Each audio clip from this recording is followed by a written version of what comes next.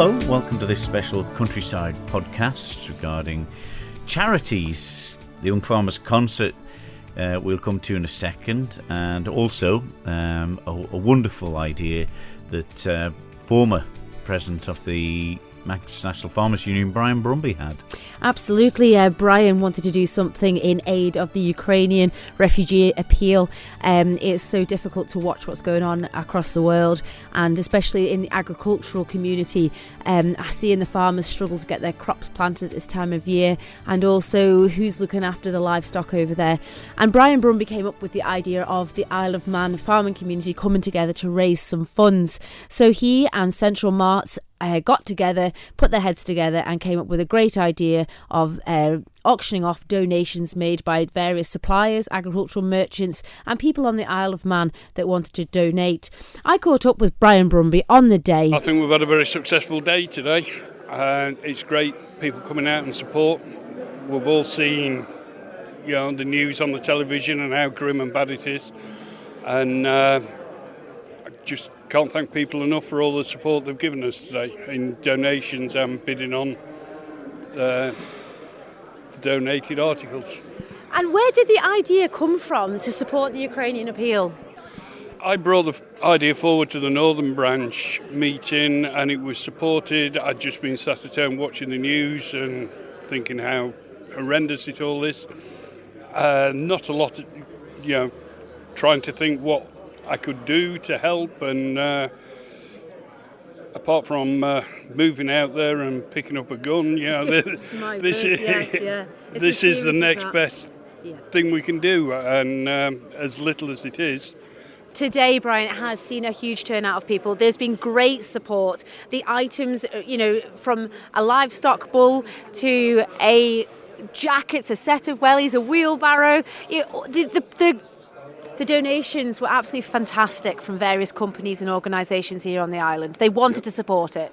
Yeah, nobody's turned us down that we've asked, and the farmers have all chipped in to help buy this bull that was sold, and then all the wholesalers have helped us, with car feed, like you say, and other bits and pieces, and we've had a pretty good, sound, successful day. And that said, there's people all still hanging around here now, throwing money in the charity buckets. Yeah. The ladies have made a fantastic spread of homemade bakes and tea. It's been a really, really good day out. Do we have any idea how much has been raised so far? Well, we've just gone over 10,000, and there's a few more bits to add up. Wow. We're hopeful we might just get to 12,000 at the end of it.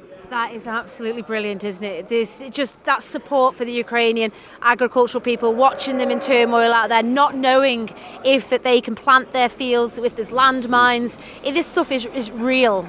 It is very real, and this has all been put together, in a week, 10 days. So we felt we had to act quick. There's no point in raising money 6 months down the line, or we might even have to raise money again 6 months down the line, God forbid. But it was needed here and now, so put it all together in a week. Sarah and Caroline on the Manchester National Farmers Union office have done a lot of the correlating, and thanks to Central Marts as well for all their efforts. Sarah Comish, a fantastic afternoon we've had here at Central Marts for the Ukrainian charity appeal. Now, this is an idea that's sort of sprung out in the last 10 days. Now the donations are all in. How do they get divvied out to the people that need the money? Well, we're running this with the agreement of the One World Centre. The One World Centre coordinate all the collections for the DEC appeals, and this particular appeal for Ukrainian refugees. The DEC is the Disaster Emergencies Committee, and that's made up of Wendy had corrected me from the One World Centre, there's quite a few of the bigger charities such as the Red Cross and everyone like that, and they all coordinate on the ground support and relief for people who are fleeing. The DEC coordinate a lot of campaigns around the world, everyone that's suffering in refugee crisis, whether it's a natural disaster or it's war as we're seeing at the moment. So it's, and all of that money, I think there's a limit on it, but the UK government do match fund DEC campaigns, so it is really, really good to everything that's been done here today. It's pretty amazing, really. I think the One World Centre so far have collected about, they're expecting between £18,000 and £20,000 for the collections they've done so far for Ukrainian refugees, and I'm hoping that today we're really going to top that one as well. I actually don't know how much we've managed to raise today, but I'm hoping that it's gone really well. So it certainly seems to have done. There's been an awful lot of support. The agricultural community have pulled together from all corners. It is a beautiful day out there, Sarah. Farmers will be busy in the fields, they're lambing, doing their own crops. And here we are looking further afield to seeing Ukrainians trying to do their crops, and it's just in turmoil. Yeah, and I think the farming community here they recognise the situation in Ukraine and what impact it's having around the world. It's funny, isn't it? The farmers always have their finger on the pulse a lot more than people give them credit for, and they know what's going on and they can see the effects this is going to have over the next couple of years. But I think really they just wanted to make that connection and and just show their support for it, because they're not a bad bunch, really, are they? Not at all. There we are. That was Brian Brumby, the former president of the Manx National Farmers Union, and Secretary Sarah Comish. Yeah, absolutely wonderful idea. And it's you think that these people have got so much work to do away from this, and just decide to do something to help out, isn't it? Because it's a dire situation, and a man who's renowned in every area of life and agriculture in the Isle of Man, Peter Quayle, well-loved farmer as well, auctioneer at Central Marts, and he was the auctioneer at the special auction, Kirree. He was indeed. Peter is a big man in the community, and he always pulls together when an event like this happens. And on the day, he really did pull the bids out of everybody, and everyone was happy to get involved. I caught up with Peter just after the sale. A different day at Central Marts today, but we started off with some lovely pens of cattle to be sold. We did. It's only our second mart this year with cattle. The time is getting right. The grass is growing a bit. People are looking for cattle to put out on the grass. We had 4 people selling to, or 4 people. One of them was Paul Cameen from Kirree. He's never sold before, and his calves looked well, and they sold quite well. And another lad, a bit younger, Adam Convig, and his grandfather. So it was good to see them. So it's just, we stretched the generations of buyers and sellers. This is it, and it was a good way to start a day. A very special mart in the fundraising. Yes, I think the Farmers Union have put a lot of effort into coordinating it and organising it. They put a lovely buffet on the girls, so it's been well appreciated by all the people who've been here. We had a good crowd. It was probably quite hard for you to know the value of some of the products that had been donated, or, everything sold so well. All the merchants, and yes, there were lots of donations. Farmers gave hay, straw, silage. We're going to put some of the things on the website and thank them properly, but fair play to them. And when we need support, the farmers have been great. We had an idea to get a good bull, and got a really nice Limousin bull from Jonathan Quine.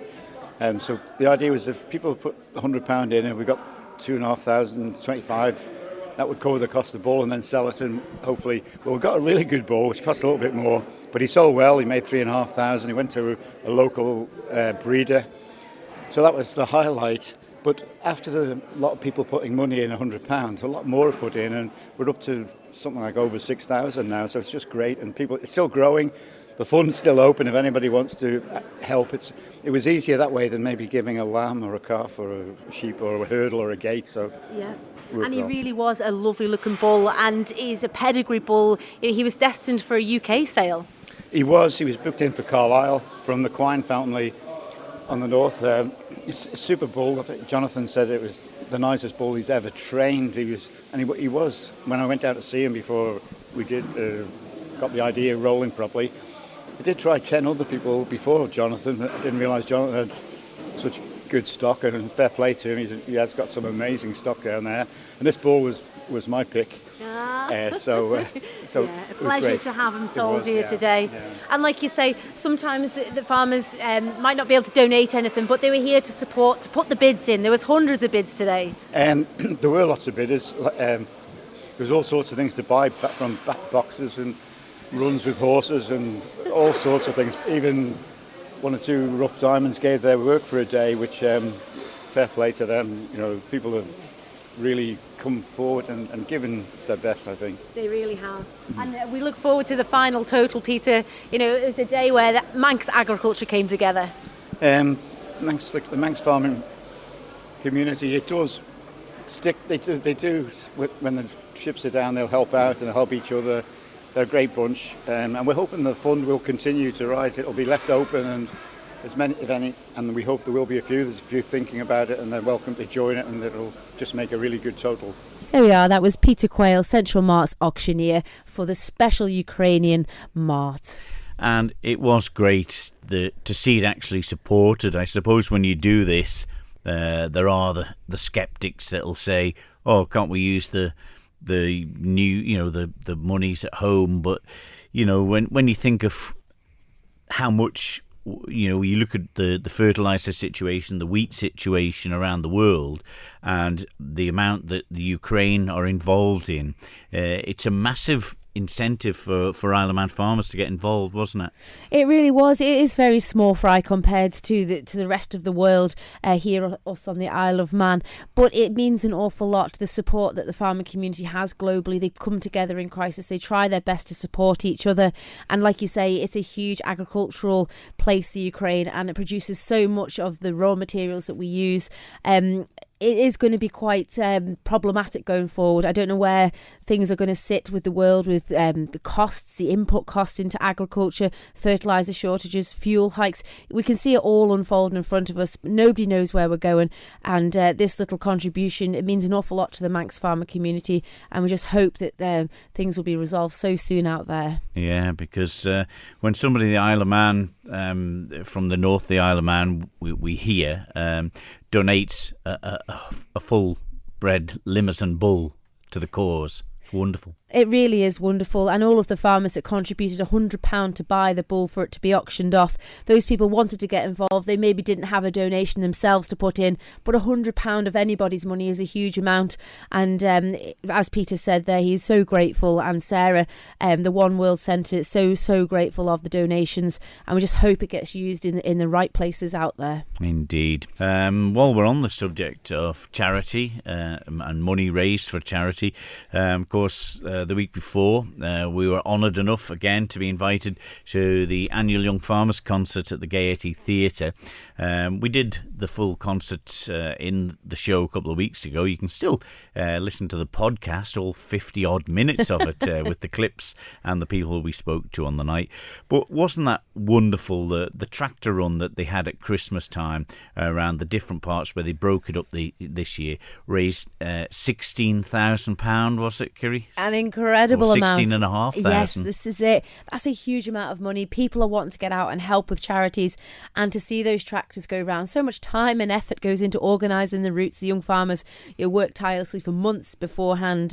Hayley Crowe and Charlie Corkle there working with various authorities to get it to happen. But to have 8,250 to go to the hyperbaric chamber, and also 8,250 to go to Reach Isle of Man, two great charities on the Isle of Man, helping in all different aspects of life. And that's the one thing with the young farmers, they do donate to various charity. They don't stick to one in particular. They hope to spread the money across and help all different communities. And they certainly did that with the bucket collections each night at the Gaiety Theatre, where the money raised this year all went to the wonderfully funded Centre 21 up on Greenfield Road there near the Isle of Man College. So again, people digging deep to support the charities here on the Isle of Man, and as we heard before, off the island as well, which is great. So don't forget, as we said, the podcasts and all the countryside shows are available on Manx Radio's website, powered by Millet Chaps of Ramsey. Just go to the Listen Again feature or type in the searches podcasts and countryside, and you'll be able to hear all of the episodes that we've done in this series. Kirree, we'll be back with the next series in a month's time or so. We shall. Yes, and I'm sure we'll have great news. If you've got anything in the meantime to feature on Countryside, leave a message here at Manx Radio for Kirree Kermode or Simon Clark, or you can email countryside@manxradio.com. So until the next series, we'll see you then. Ta-da! Bye-bye.